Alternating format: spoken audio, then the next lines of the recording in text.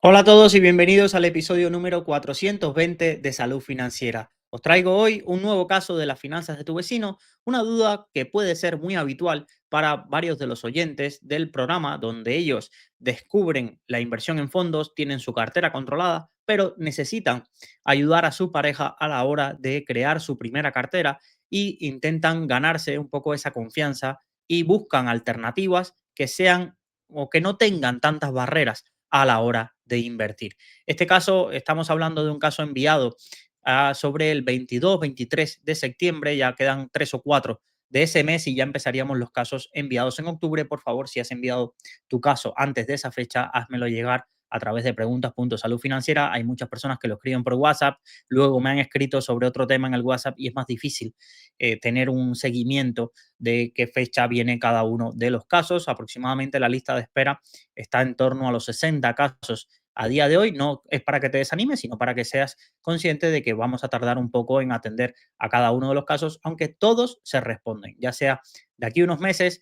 Es cierto que cuando quizás llegue o se acerque la llegada del nuevo integrante de Salud Financiera, pase de estar teniendo los 5 episodios con este formato de un tema libre, 3 finanzas de tu vecino y luego el consultorio, al menos 2 o 3 meses que solo sean casos de las finanzas de tu vecino, porque lo bueno de esos casos es que los puedo grabar con antelación. Ya yo los tengo ahí, los puedo grabar y puedo dejarlos programados y al menos esa es la idea que me gustaría tener ahora, de dedicar febrero, el mes de febrero, a grabar varios meses de las finanzas de tu vecino, varios casos que yo se los iría pasando a quien me lo envía con antelación, pero que luego puedan irse publicando a medida que yo esté desconectado y disfrutando de esa nueva etapa, pero que así el podcast pueda seguir teniendo contenido, más personas puedan seguir llegando y podéis seguir aprendiendo mientras yo me tomo esa merecida baja paternal.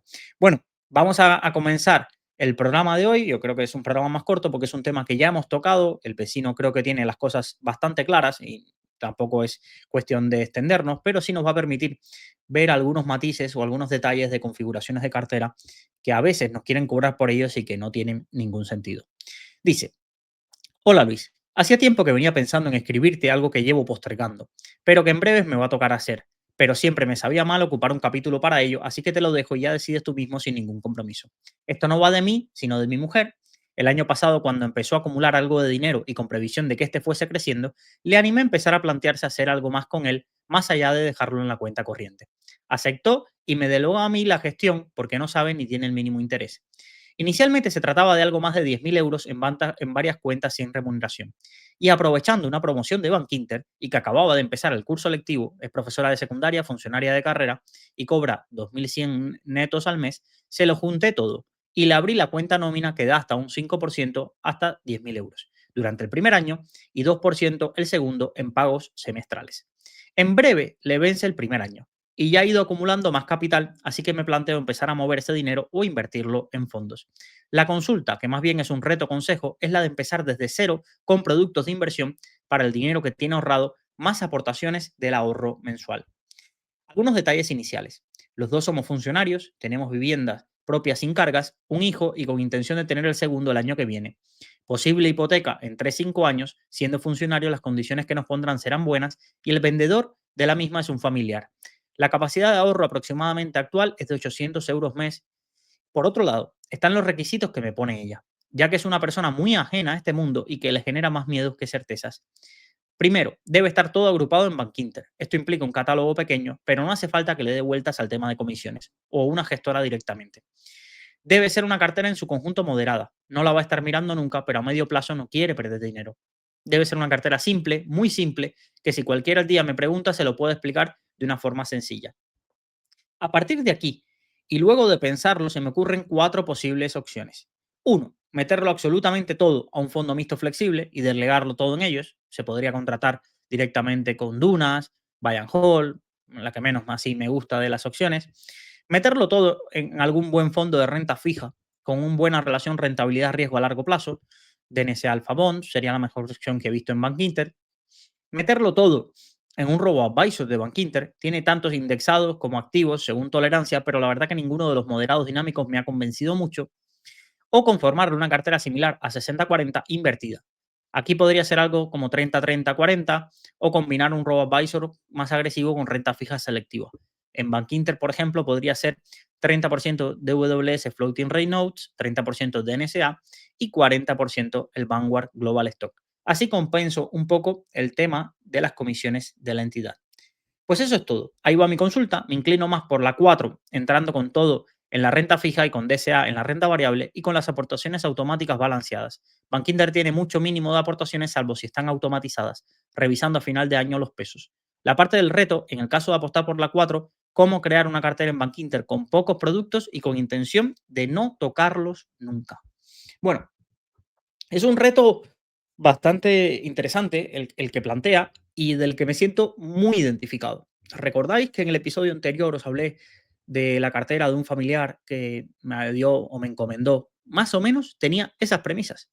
Oye, tengo un objetivo a 3 años, no quiero asumir una gran volatilidad. Aquí es donde aparecen las diferencias.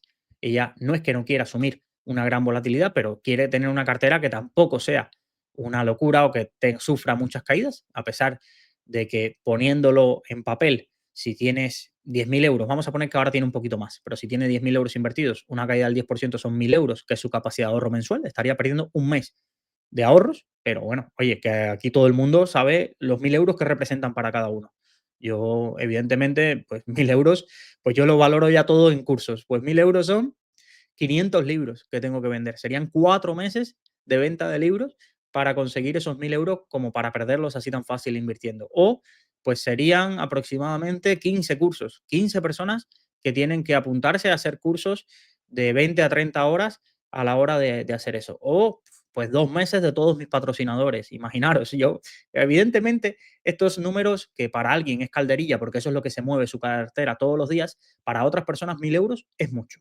Y por eso es importante situarnos en la piel de cada una de las personas y más de las que están empezando a invertir, de las que nunca han sentido lo que es perder dinero.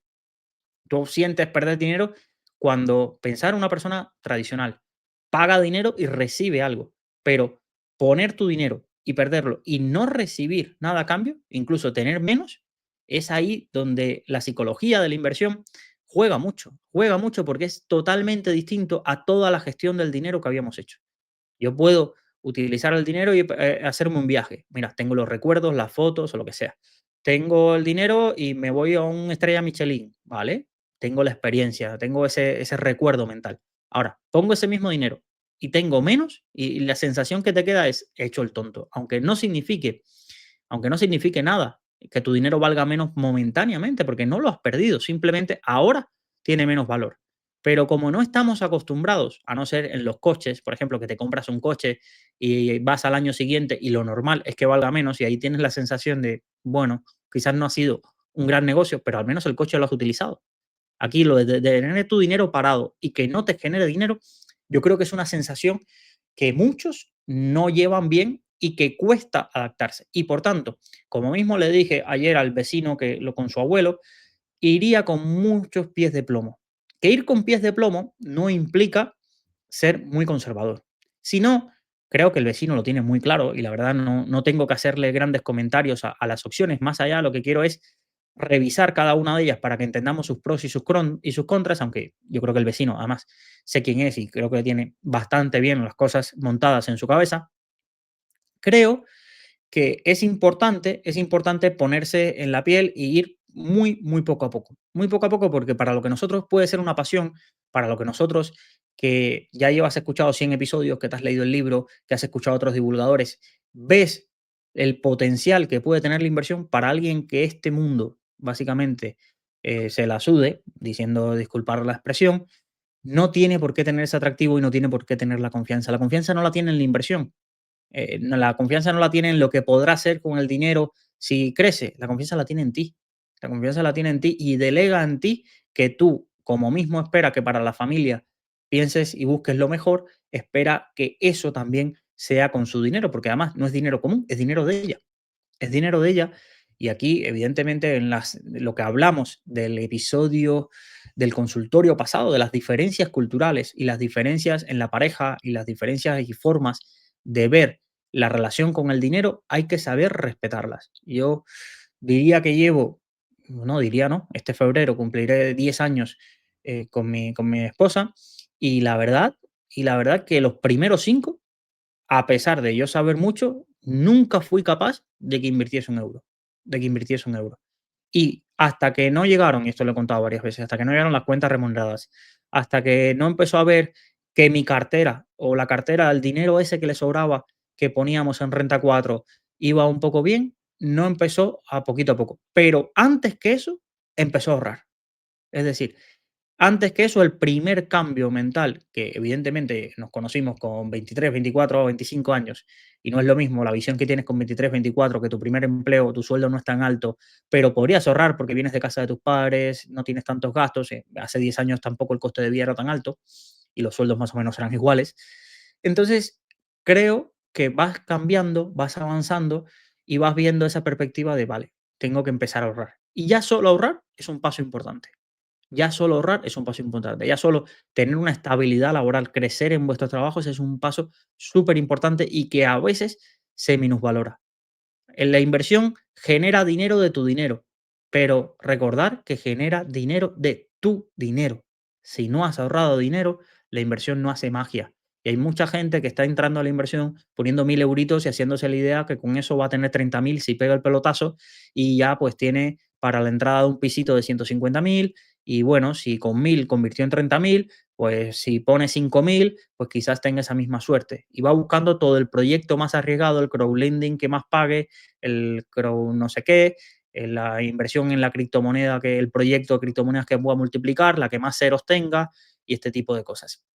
Pero es una visión desde el fatalismo de entender que quizás en vez de centrarte o de gastar energía en pagarle a alguien para que te explique cómo convertir 1.000 euros en 30.000, ya sea en apuestas deportivas, ya sea en este tipo de inversiones hiper arriesgadas, lo más importante a veces es, oye, ¿cómo consigo otros 1.000 de ahorro? ¿Y cómo consigo otros 2.000? Y ese es un poco el foco. Yo puedo tener todos los conocimientos de fondos posibles, que yo sigo y soy consciente de que mi futuro pasa por el ahorro. La inversión es una incógnita. La inversión es una incógnita. Ojalá me vaya muy bien y mi ahorro crezca. Pero mi futuro depende del ahorro, no de lo bueno que yo esté invirtiendo. Y mira que soy joven y puedo extrapolar que rentabilidades del 10% anualizado los próximos 20 años, partiendo de, vamos a poner, los 8.000 euros más 1.000 euros que puedo ahorrar cada año, pues oye, pues no está nada mal.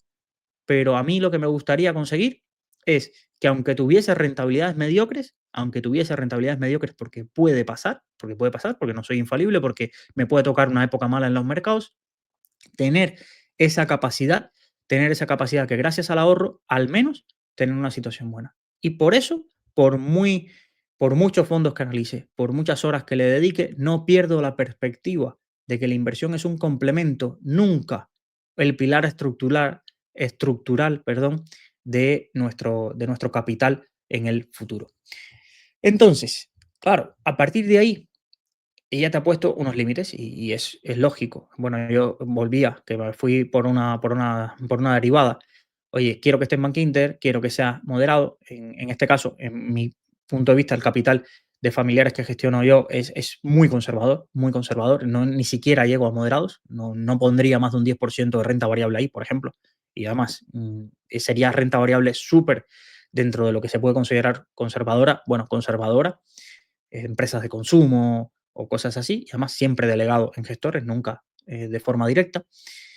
Y la realidad es que como tiene tanto tiempo por delante, el horizonte temporal, pero tiene un perfil, una tolerancia al riesgo muy baja, pues tienes que encontrar esas carteras dinámicas, no tanto yo diría más moderadas. Que luego ella misma cuando si algún día le pica el gusanillo viendo que cómo le va y compare con la tuya, porque, por ejemplo, a mí en estos familiares me pasa. Claro, a veces yo sabéis que no tengo problemas para hablar de dinero. Entonces hablo y digo, me ha ido bien esta inversión, estoy ganando con esta, pues me compré esta acción y me ha ido bien. Y claro, él me pica y dice, oye, ¿por qué nosotros no tenemos eso? ¿Y por qué nosotros no tenemos eso? Y yo le digo, porque no encaja. Porque yo en este mismo fondo he visto caídas del 25. No es para mí, pero les va picando la curiosidad.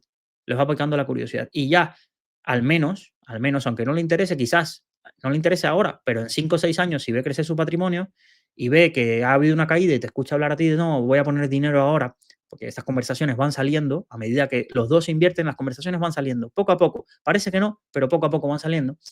Oye, ¿y estás aportando más en las caídas? ¿Y te ha caído mucho? ¿Y qué te ha caído? ¿Y vas a aportar? Pues bueno, vas viendo cómo evoluciona. Y quizás algún día ese libro que tienes por ahí mío de Cero Inversor en Fondos, que lo tenías ahí en la mesita, pues quizás te encuentras que en el verano en la playa, pues lo ha cogido y se lo ha leído. Y quizás dices, esto es imposible. Peores, peores torres han caído, o torres más grandes han caído, de verdad. Gente que yo, de mi entorno, que jamás diría que se cogerían un libro mío, me lo han pedido y se lo han leído. Se lo han leído. Y diría, pero si no te gusta nada de esto, si vamos, si siempre has odiado, si confías más en el banco que en lo que te diga yo, pues se han cogido el libro y se lo han leído. Y este tipo, no digo el mío, pues coger otro que sea, por ejemplo, el de Morgan Housel, yo creo que es un libro, el de la psicología del dinero, que es uno de los primeros que le puedes recomendar a alguien que digas, esta persona no quiero oír hablar del dinero, porque lo engancha por otro lado. Lo engancha por, se siente identificado. Esto me pasa a mí. Esto, qué reflexión más buena. Pues mira, me siento identificado. Esta sensación de no tener que tener racionalidad en todas las decisiones. Oye, sí, están muy bien las hipotecas baratas, pero si yo puedo no tener deuda, lo pago de golpe. Todas estas ideas creo que son súper interesantes, y es un libro para dejarlo en la mesita de noche a ver si algún día lo pilla, lo coge en la mano, o ese verano en la playa o en la piscina se lo pone, se lo lee, o en ese viaje tan largo que algún día haréis seguramente en el avión o demás. Es una de estas recomendaciones que por alguien que ha pasado por ahí, creo que os puede servir. Ahora bien, el catálogo de Bankinter, por ir un poco, tiene unos 4.000 fondos. Evidentemente, de los fondos indexados, tiene, pero según he estado leyendo, y esto por favor que me lo confirmen, porque no tengo fondos indexados con mis familiares contratados en Bankinter, se aplica custodia. Seguro que es algo que me dice, hey Luis, claro, o no sé qué, o aplica tanto, pero como no lo tengo ahora y no quiero soltar una afirmación que diga, no, Luis, se puede comprar. He visto que están los fondos de Fidelity indexados, los de Vanguard, los de Amundi, los de iShares, pero es una pregunta curiosa. El resto van a ser no clases limpias, clases sucias, principalmente porque el negocio de Bankinter es cobrar de las retrocesiones. ¿Qué va a intentar colocarte? Pues en clientes como tú, fijaros, mirar este panel. Clientes como tú que han contratado y me recomienda 4 fondos. El Bankinter Index América, Bankinter Nasdaq, el Bankinter Ahorro Activos y el Bankinter Premium Renta Fija. Y digo, no me conoces de nada, pero ya me dices que clientes como tú han contratado 4 fondos de Bankinter. Evidentemente van a tener ese sesgo además. O clientes como tú han visto y dicen, bueno, vamos a corregirlo. Bankinter Premium Conservador, Bankinter Premium Renta Fija, Roders y SF Global. Vamos, aquí ya me ponen uno de Roders por si cuela, y estoy seguro que será un fondo con una comisión alta, 1,50, para que al menos ellos se lleven una retrocesión. Entonces, no diría que es un supermercado estrecho. Para el que ya conoce, dice, ay, pero no tiene clases limpias, algunas gestoras no aparecen, no es un My Investor de la vida, donde My Investor distribuye fondos españoles que no están en Luxemburgo. Este no es el caso. Bankinter, o estás en Luxemburgo o no te va a meter ahí porque no quiere ceder los datos de esa parte. Aquí no encontrarás, creo que por ejemplo Sigma Internacional sí estaba, pero Gamma no, porque he estado mirando para la cartera de los familiares algunas veces. Entonces, es un supermercado con las restricciones habituales, con lo mismo que te va a pasar en Openbank, que para mí es otra de las opciones interesantes, o te puede pasar en Mafre, o estas entidades que no son supermercados tan abiertos, pero oye, tampoco hay que desechar su oferta. Lo diría porque muchos de vosotros os va a ser más fácil convencer a vuestros familiares de invertir en Openbank, de invertir en Bankinter, y no los vais a convencer de ábrete cuenta en Ironía, ábrete cuenta en Indexa, ábrete cuenta en MyInvestor, por mucha cantidad de clientes que tengan ellos. Es decir, es difícil o convencer a tus padres, por mucho que vean el hormiguero, de que se abran la cuenta remunerada de Trade Republic. Esto a tus amigos los vas a convencer rápido, porque esto es, oye, ¿dónde tienes tu dinero? No, yo lo tengo ahí en Trade Republic, cuentas remuneradas. Trade Republic, estos son los que hacen publicidad y que están en el vídeo de Plex y que no sé qué, pues empieza a sonar y es más fácil. Entonces, es un catálogo para mí amplio y se puede encontrar dentro de todas las clases de activos 3, 4, 5 productos interesantes. Entonces, cualquiera que esté en Bankinter, yo no diría que estar en Bankinter es una limitación para poder hacer buenas carteras de fondos. Y esto me vale no solo para este caso, sino para cualquiera. Oye, no tendrías por qué salir de Bankinter. Evidentemente, si tiene esas comisiones de custodia, si solo inviertes en clases con retrocesiones, pues evidentemente vas a tener ese problema. Pero para muchos, el estar en una entidad o en su banco tradicional es una necesidad y eso hay que entenderlo. Eso hay que entenderlo y yo lo respeto. Ahí Bankinter nunca será patrocinador de este podcast, de este podcast ni de nada de lo que hago, pero no tengo que imponer a la gente ni irse a Ironía, ni irse a My Investor y decirle, "Ah, es que estás perdiendo, estás pagando de más". Oye, sí, y está durmiendo tranquilo. Y está durmiendo tranquilo. Entonces, nuestro oyente nos planteaba recordar 3 opciones. Mira, se lo pongo en un fondo, esto es simplicidad absoluta, un mixto, ya sea, por ejemplo, bueno, My Investor cartera permanente aquí no está, creo recordar en Bankinter, pero busco algún fondo de estos multiactivos mixto, Dunas, por ejemplo, Dunas flexible. Y se lo pongo ahí y ya yo sé que va a estar una cartera diversificada, intentar controlar la volatilidad, un objetivo de rentabilidad, pues en cualquiera de las gamas, según el nivel de riesgo que vaya creciendo o un poco el conocimiento, se los voy poniendo. ¿Qué pasa?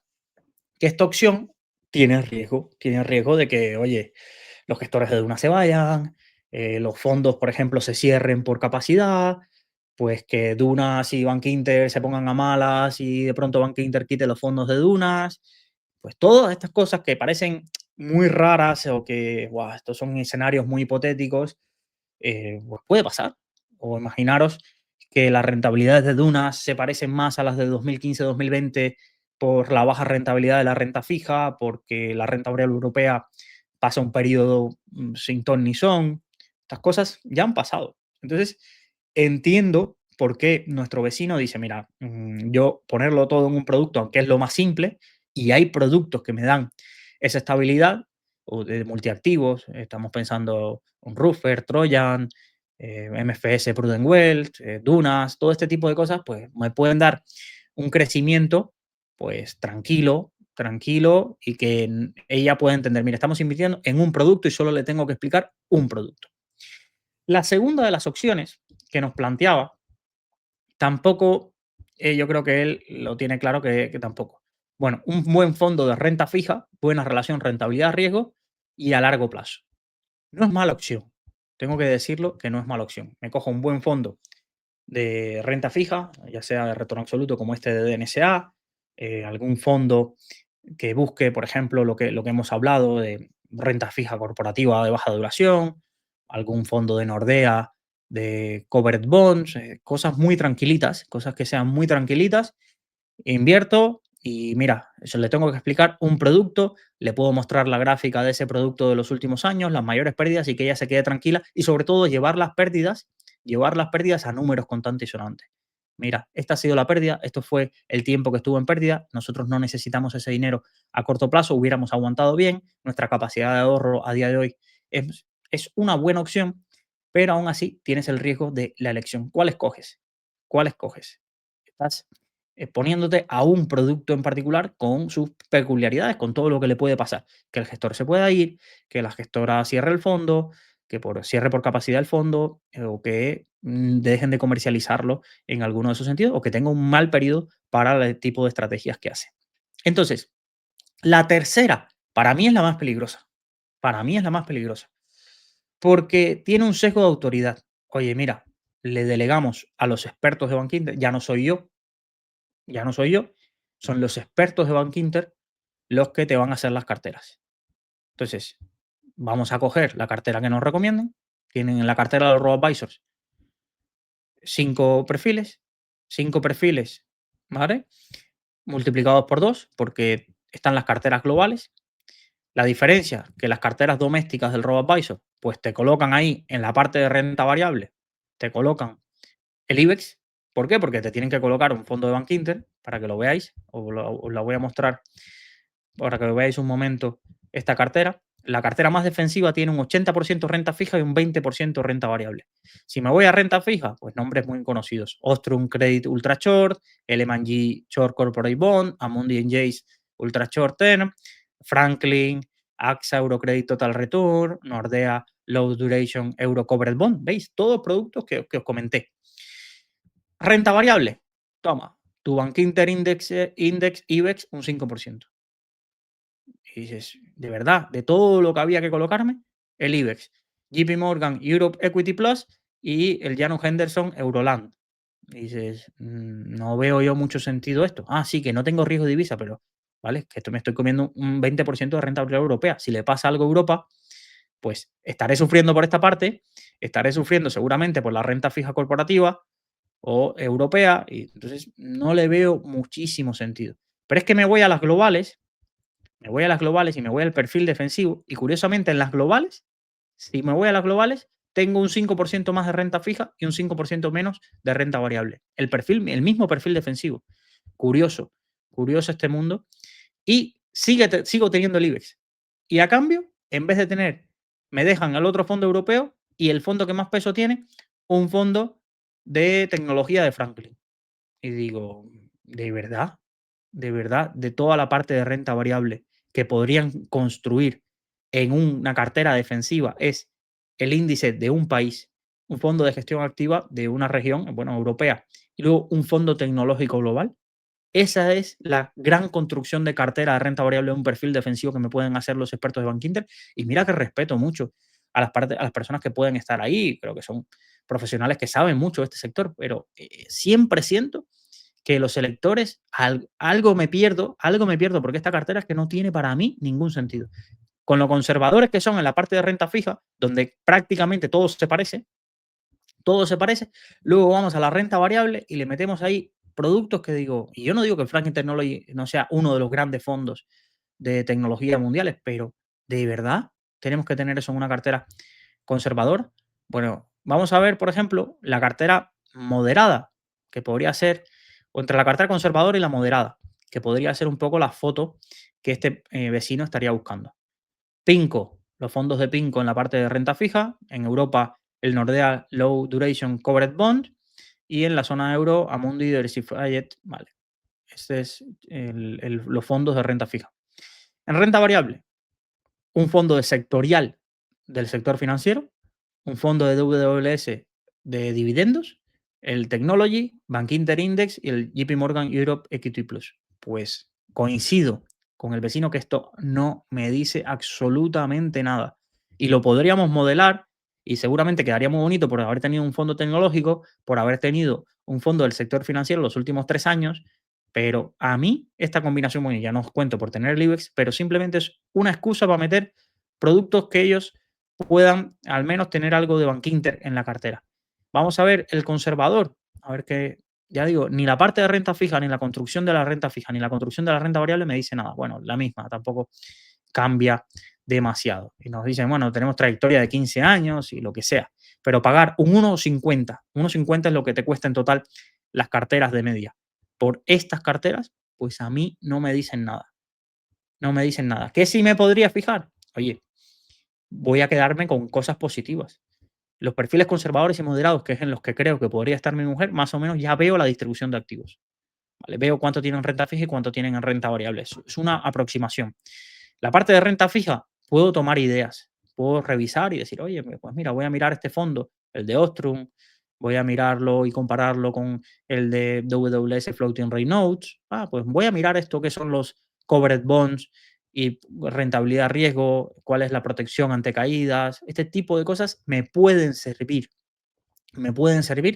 de conocimiento, de aprendizaje a la hora de conformar la cartera. Pero yo a día de hoy no veo que un oyente de este podcast con unos conocimientos básicos y que no tengan ese conflicto de interés, no se puedan crear con menos coste que ese 1,50 una cartera muy, muy similar.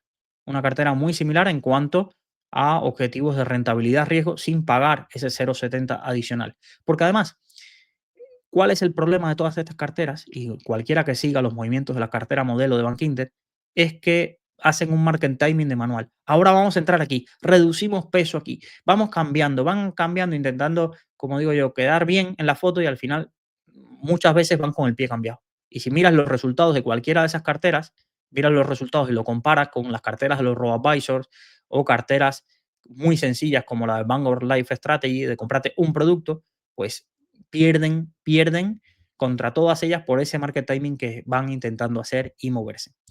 Por tanto, la opción que tú planteas de, oye, voy a hacerle la cartera yo, voy a poner una escalera de riesgos donde voy a tener 30, 30, 40, aproximadamente eso es lo que te planteas.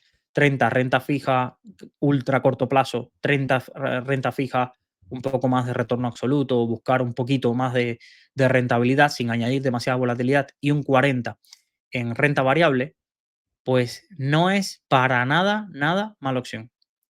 Yo hice una variante con respecto a lo que proponías. Por ejemplo, cogí y dije, pues un 25% en el DWS Floating Rate Notes, ¿vale?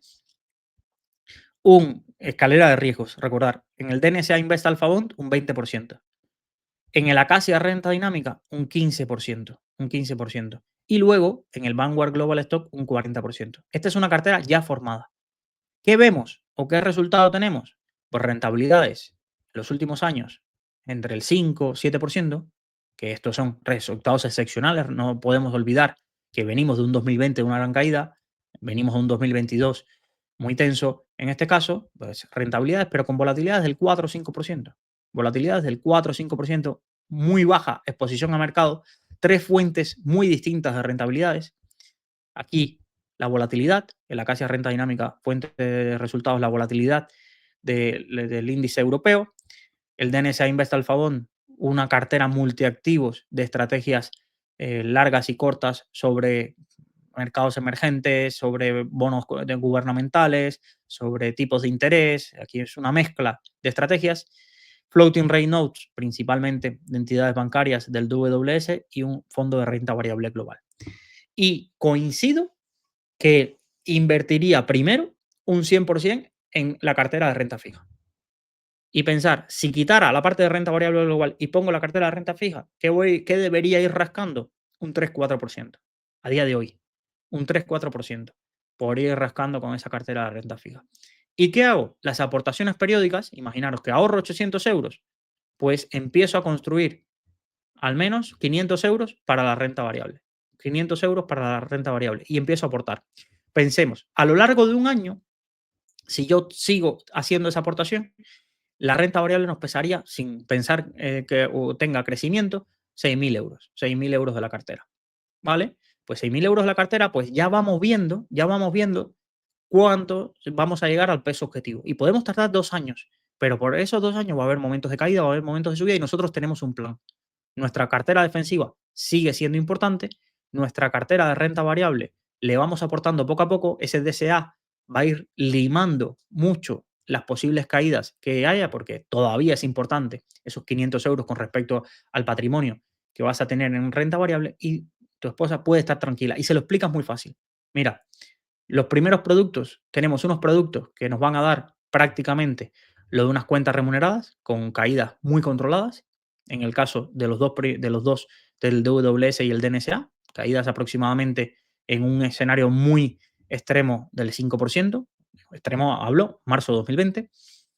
Vamos a tener un producto que va a recuperar muy rápido, como es el Acacia Renta Dinámica, en el caso de que ocurran esas caídas, y si no, nos va a estar pagando, nos va a estar pagando al menos un 2% por encima de lo que nos pague el mercado monetario. Ese es un poco el objetivo que buscan. Y luego nosotros vamos a estar invirtiendo en el mundo. Vamos a estar comprando las empresas más grandes del mundo y vamos a estar comprando todos los meses. Suba, baje, vamos a estar comprando todos los meses y además nunca va a ser el peso más importante de la cartera. Porque si en algún momento por revalorización se pasa de ese 40%, vamos a rebalancear. Y solo lo tenemos que mirar cada 6 meses, cada un año, dejamos todo en automático, nos sentamos y lo miramos y vemos cómo ha ido. O a no ser que yo te llame y te diga, este es el momento de este mes, en vez de los 500 euritos, vamos a poner los 800 en renta variable porque ha caído bastante. Y así, 3, 4 productos. Y ya os digo, si lo montas con 3, perfecto. Si lo montas con 4, perfecto. Pero no pases de ahí, no tienes necesidad. Creo que es una cartera muy simple que ella puede entender. Decir, oye, mira, tenía una cuenta remunerada, pues ahora prácticamente voy a estar invirtiendo en productos que yo no vea que me suban un 5 y me suban un 10. Y luego el otro producto en el que voy a estar invirtiendo va a ser el de menor peso en la cartera y lo que yo voy a hacer es ir poniendo todos los días, todos los meses, un poquito más, un poquito más, un poquito más y lo veo casi hasta como un plan de pensiones. Mira, olvídate, estamos ahorrando 500 euritos en esta parte de llueva, trueno, relampaguee, vamos a seguir invirtiendo nuestros 500 euros y así vamos a ir construyendo el capital a largo plazo. Y vamos viendo cómo evoluciona.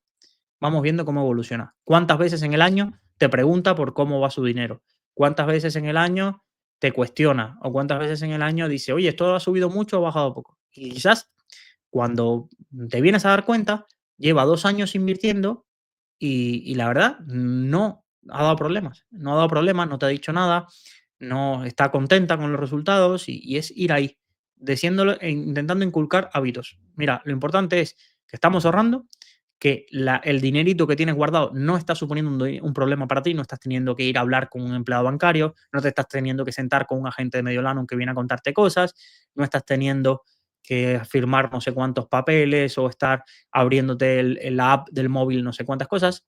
No, es simplemente tú sabes que el dinero está ahí y el dinero ha ido componiendo, que yo controlo los 4 productos que tengo, incluso en muchos de los casos viene bien en la parte de, oye, mira, de esto, en mi caso, yo también los contrataría. Si tuviese ese perfil de riesgo, los contrataría. Te estoy contratando lo que yo me contrataría para mí si estuviese en tu situación. Y esa filosofía, yo creo que con la confianza y la situación patrimonial que tenéis, creo que es más, es más que suficiente. Creo que lo tienes claro. Empezaría el primer año y el segundo año con mucho, mucho peso en renta fija, aunque tú tengas la asignación objetivo, no tienes por qué llegar ahí rápido, mejor llegar despacio y ver cómo va gestionando y que si tienen que ser 200 euritos a la MSCI World, pues 200 euritos a la MSCI World, no te compliques. No intentes correr por mucho que veas que, oye, es que mira, ha habido una caída y queremos aumentar y meter los 800. Si ha habido una caída y la ha llevado mal, no te vuelvas loco de coger y meter ahora los 800 euros, aunque tú creas que eso sea lo óptimo. Ve despacito, despacito, despacito, porque quizás ella no quiera ganar un 7-8%. Quizás simplemente con ganar un 2-3% al año, como mismo tiene ya con la cuenta de Bankinter, pues pueda estar tranquila, tranquila y sepa que su dinero está ahí y está creciendo. Muchísimas gracias a este vecino por confiar, por enviarme su caso y nos vemos en un próximo episodio de Salud Financiera.